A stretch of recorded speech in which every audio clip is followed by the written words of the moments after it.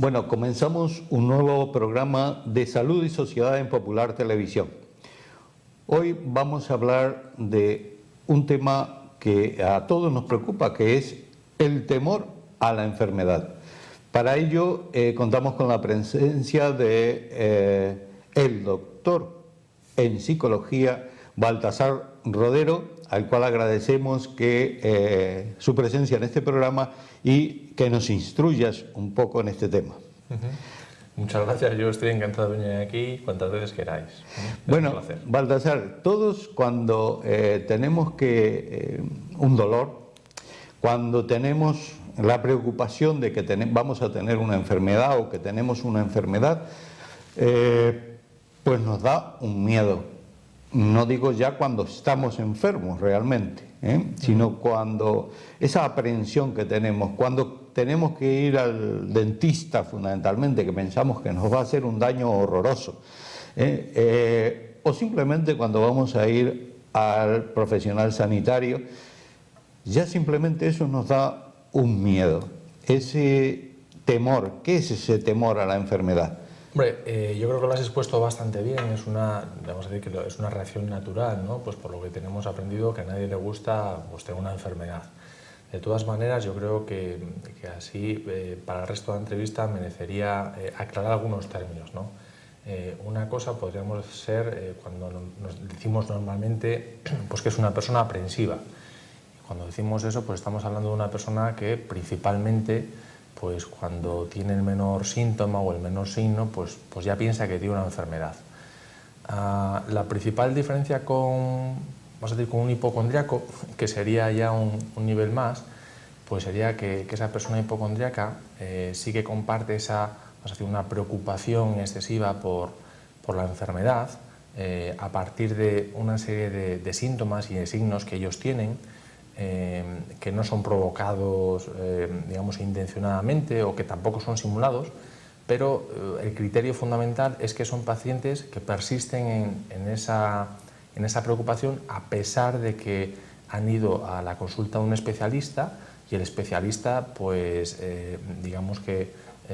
ha concluido pues, que no existe una enfermedad o que no existe ese trastorno, ¿no? Entonces estas personas ya hipocondríacas pues suelen manifestar esa preocupación de que seguramente este médico pues no ha llegado al diagnóstico correcto o lo mío es otra cosa. Esa es la diferencia fundamental, ¿no? Sí que también, hombre, merecería caso aparte ya pues lo que nosotros conocemos como personas con un diagnóstico ya obsesivo-compulsivo, porque también comparten las ideas de que a ver si yo pues por tocar algo me voy a contaminar, voy a coger una enfermedad, sobre todo cáncer, sida. Y estas personas principalmente sí que, a pesar de que es un pensamiento también incontrolable y que lo tienen frecuentemente, la diferencia sería es que ellos mismos reconocen que su miedo es irracional, porque ellos son conscientes de que no por tocar, pues, por ejemplo, el botón de un ascensor, pues van a contraer sida. O sea, ellos son conscientes de que su pensamiento es irracional, pero no pueden controlar el impulso de por ejemplo, tener que lavarse las manos, ¿no? Entonces, digamos que así, a grosso modo, serían las principales diferencias entre los diferentes niveles, partiendo del hecho de que pues una reacción de cierta alarma por nuestra parte cuando tenemos el temor de la enfermedad, pues entra dentro de lo normal. El temor en sí mismo, temor o miedo, ¿no? Es más o menos la misma palabra, el temor o el miedo. Me refiero con respecto a la enfermedad. Sí. Hombre, cuando hablamos de miedo, estamos hablando pues ya de un componente, vamos a decir, que es normalmente en términos clínicos, pues hablamos que es un componente más fisiológico, que tiene una reacción, pues digamos que la persona la vive pues con mucha activación fisiológica, con muchas palpitaciones, con mucha tensión. Y cuando hablamos ya más bien de temor o ansiedad, estamos hablando que lo que predomina es más el componente cognitivo, es más las rumiaciones obsesivas sobre esta enfermedad, sobre qué ocurrirá, ¿no? Entonces, digamos que la diferencia de los términos es que los miedos o las fobias tienen más destacado el componente fisiológico, mientras que lo que es temor o ansiedad pues es más digamos, el componente cognitivo, más que el componente... O sea que esa fundamentalmente es la diferencia entre temor y miedo. Es decir, temor es cognitivo, es decir, es algo que pensamos simplemente, y cuando hablamos de miedo estamos hablando de algo más físico, con una aceleración de las palpitaciones, con una aceleración del pulso, aumento de la tensión... Lo que suele ocurrir es que lo que más desgasta es muchísimo más esa ansiedad anticipatoria o ese temor, ¿no? Porque las personas, claro, fíjate, durante mucho tiempo están con ese temor, dándole vueltas a la idea, ¿no? O con esa ansiedad, y que incluso en el peor de los casos, ¿no? O sea, aunque llegues a la consulta y te diagnosticaran algo, digamos que todo ese sufrimiento que has tenido es lo que más ha ido desgastando al paciente, ¿no? Y lo que más sufrimiento le ha ido acarreando, es lo que más te desgasta. O sea, que ese temor que tú hablabas prácticamente de tres formas, ¿no? La aprehensión, el hipocondriaco y el trastorno obsesivo compulsivo. ¿Cómo me puedes definir cada uno? O sea, para separarlo claramente y para que nuestros televidentes entiendan bien que es distinto una cosa que otra. Si es distinto. Sí, sí. Existe diferencia. Digamos que la aprensión podría ser lo que antes comentábamos, ¿no? Una respuesta natural en las personas, porque nadie quiere estar enfermo, donde predomina más, pues, digamos, ese temor, ¿no? Porque el componente fisiológico tampoco es tan destacado. Decimos, a ver si voy a tener esto, o a ver si me va a pasar esto.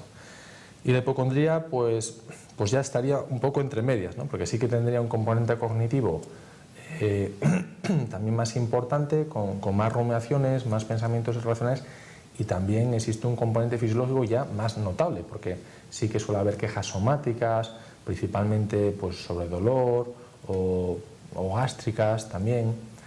Y ya en el trastorno obsesivo compulsivo, pues hombre, lo que principalmente va a predominar es más el componente fisiológico de la propia fobia, ¿no? Porque sí que tiene obsesión, pero esa obsesión le lleva claro, a una activación fisiológica tan alta, que esa persona realmente se cree ese pensamiento racional, aunque él entiende que no es así, y no puede remediar pues, ese impulso de principalmente tener que lavarse las manos o tener que hacer una compulsión pues, para quitarse ese pensamiento.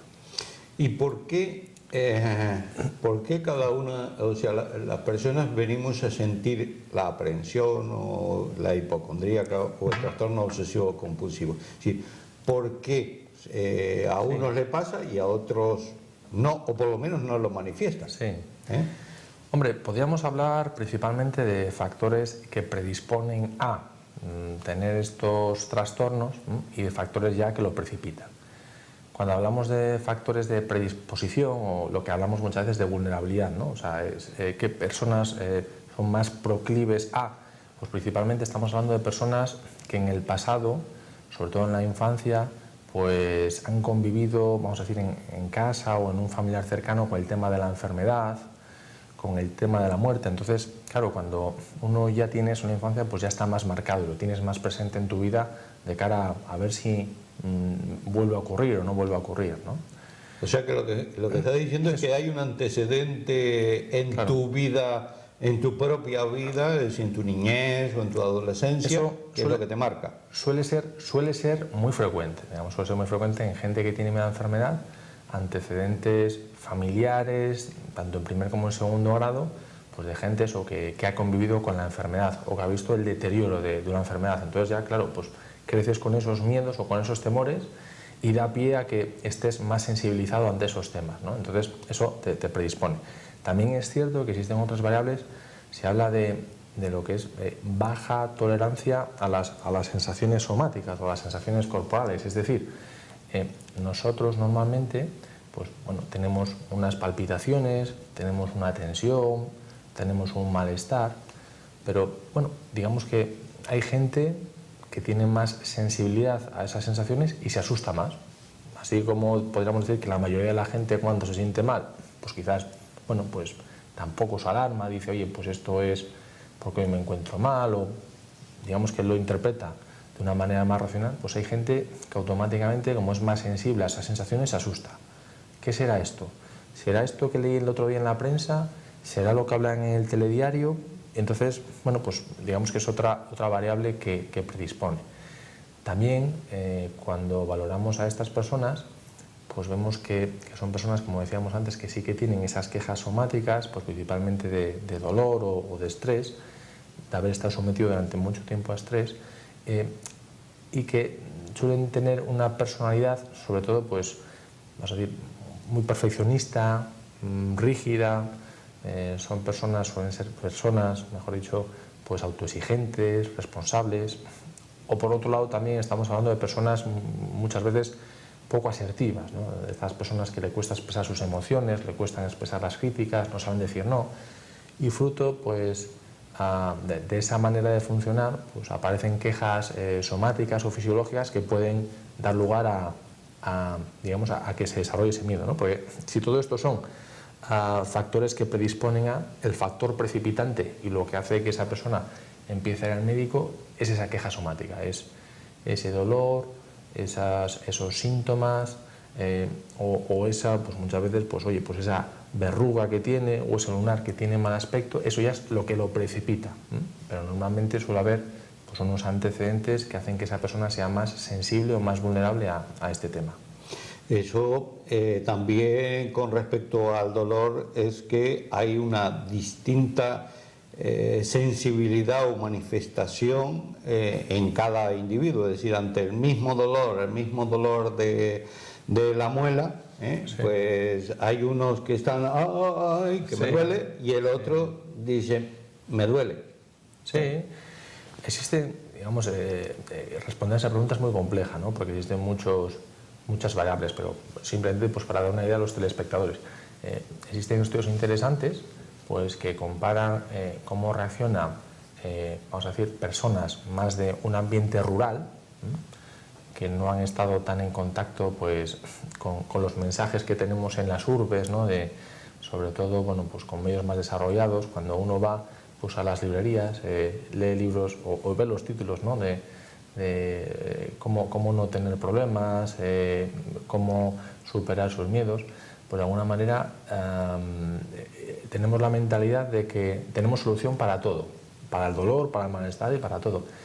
Y nos hacen ser, la palabra sería, menos tolerables, ¿no? De hecho, se suele decir que antiguamente, cuando no existían los analgésicos, pues tolerábamos mejor el dolor. Hoy en día que los analgésicos existen, pues la gente tolera peor el dolor. Por eso antes te decía que en los ambientes rurales que no tienen esta mentalidad, la tolerancia la tolerancia del dolor ante los mismos síntomas es mayor, ¿no? Para ver que pues sí que hay una serie de aspectos cognitivos y emocionales pues que tienen que ver en estas percepciones tanto somáticas de las sensaciones de los signos y por supuesto del dolor.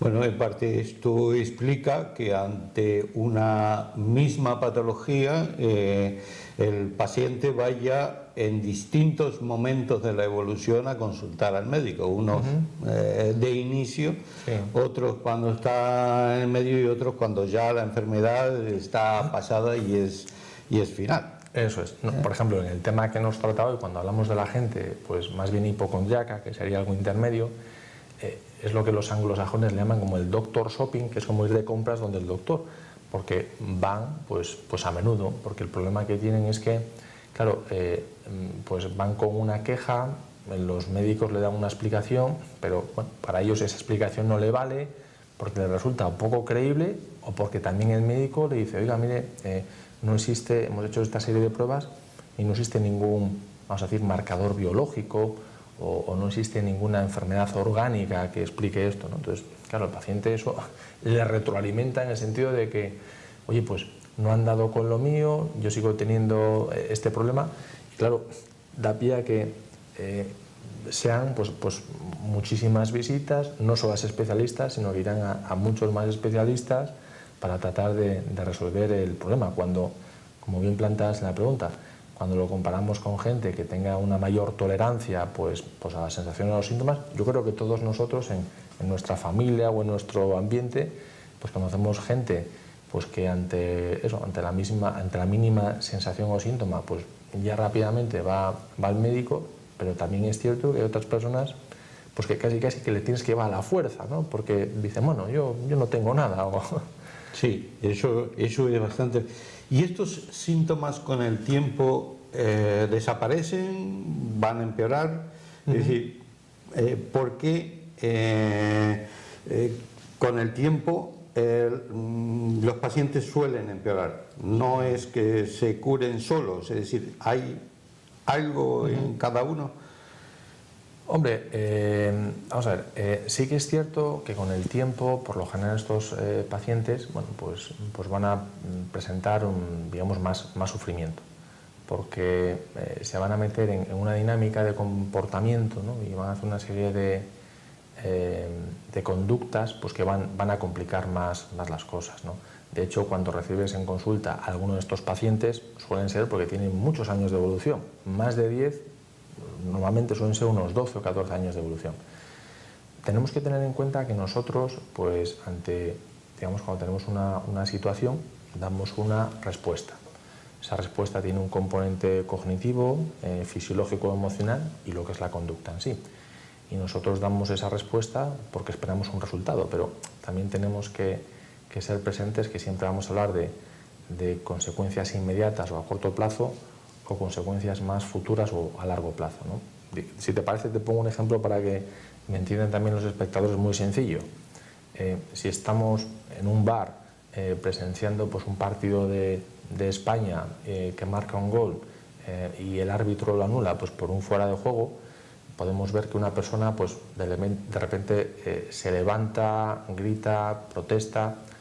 Digamos que eso es la conducta que ha hecho, pero esa persona ha hecho eso porque previamente ha podido pensar cosas como que esa decisión no es la correcta, el árbitro se ha equivocado, que le ha puesto de una manera fisiológica, le ha activado, se ha puesto nervioso y ha facilitado que dé esa respuesta. Se levanta, protesta o se toma algo, ¿no? ¿Por qué esa persona ante esa situación ha hecho eso?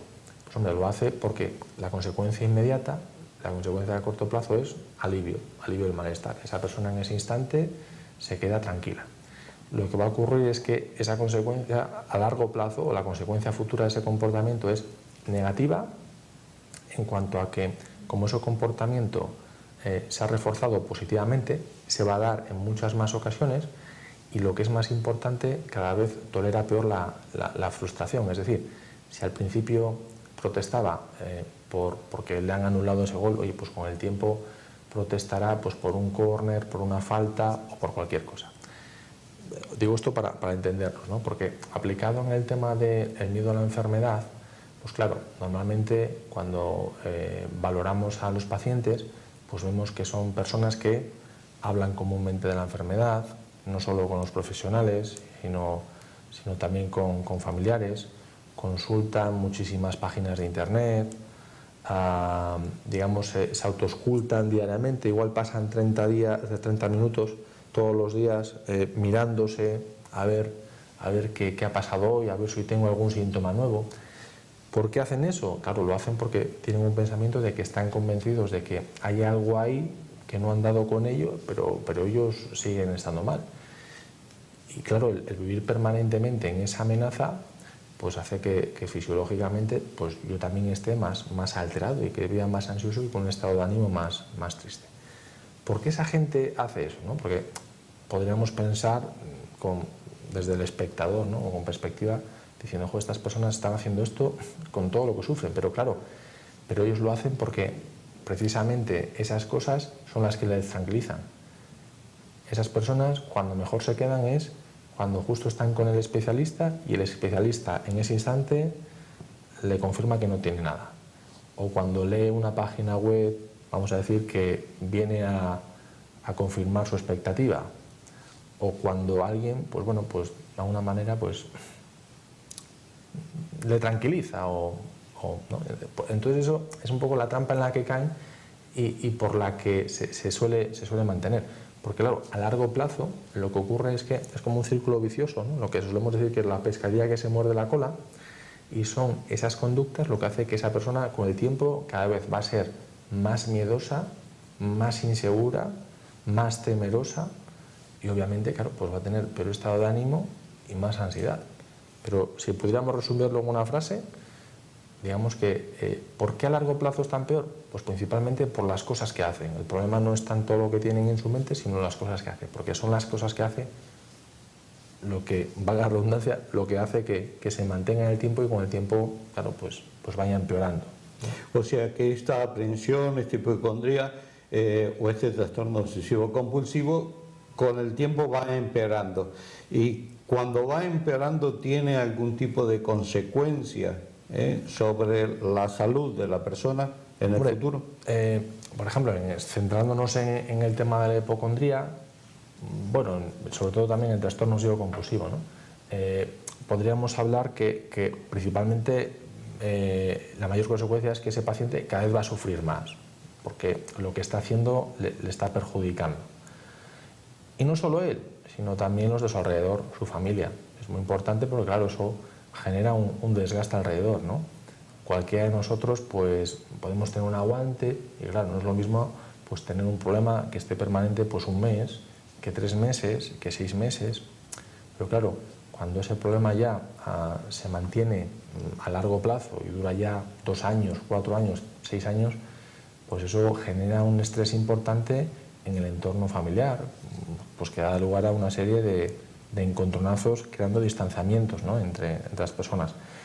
Más directamente, pues posibles consecuencias que también pueda tener la hipocondría, principalmente la hipocondría o estos trastornos, ¿no?, el trastorno obsesivo compulsivo, pues hombre, también tiene un coste, aparte del emocional, un coste económico importante, porque claro, estas personas suele haber una estadística que dicen rondar más o menos el 7% de las consultas en atención primaria, y todas las pruebas que solicitan o todas las pruebas que tienen que hacer pues tienen un coste económico. Aparte, claro, cuando le derivan al especialista o cuando le derivan a diferentes médicos, bueno, pues poco a poco van a ir saturando las consultas, ¿no?, y aumentando las listas de esperas.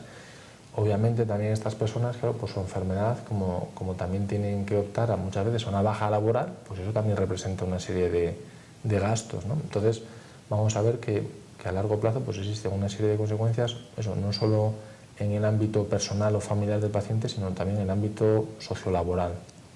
O sea que esto evidentemente a la sanidad le cuesta dinero, porque son gente que normalmente va a ir al médico y va a hacer, y hágame esta prueba, y le hacen esa prueba y es negativa, y quiero esta otra prueba porque yo seguro que tengo esto. Claro, le causas la duda al médico y son más pruebas.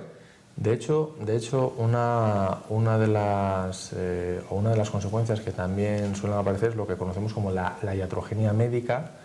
En cuanto a los espectadores, bueno, iatrogenia médica es como que al final la influencia negativa del propio profesional en el paciente, porque claro, si nos ponemos en el lado del profesional, claro, el profesional va a estar un tanto, la palabra, no sé si la palabra es decir, perdido o confundido, porque si viene la misma persona cada vez que viene pues por una patología diferente, le hacen una serie de pruebas, las pruebas confirman que no tiene nada, pues claro, pues al final ya el profesional ya no sabe qué decirle y lo puede decir de una manera, digamos que, claro, que no sea la correcta, ¿no? Pero sí, pero es parte digamos, del correlato, ¿no?, que tienen estas personas. También pasa sintomatología. Sí. También pasa en algunos casos de estos que un día va a venir el lobo y te va a comer. Es decir, estamos mirando de lo que ese paciente se está quejando y un día viene con una patología de verdad y ya no le hacemos caso porque le hemos hecho absolutamente de todo a lo largo del tiempo. Decimos, este es un paciente hipocondriaco, y desde el punto de vista profesional nosotros tendemos a abandonarle, es decir, que cuando viene de verdad no le hacemos caso. Bueno, Baltasar, tenemos que hacer una pequeña pausa en el programa de Salud y Sociedad en Popular Televisión que nos impone la publicidad. Así que hasta dentro de un momento, que continuaremos hablando del temor a la enfermedad. Me gustaría también hablar un poco del temor a la muerte.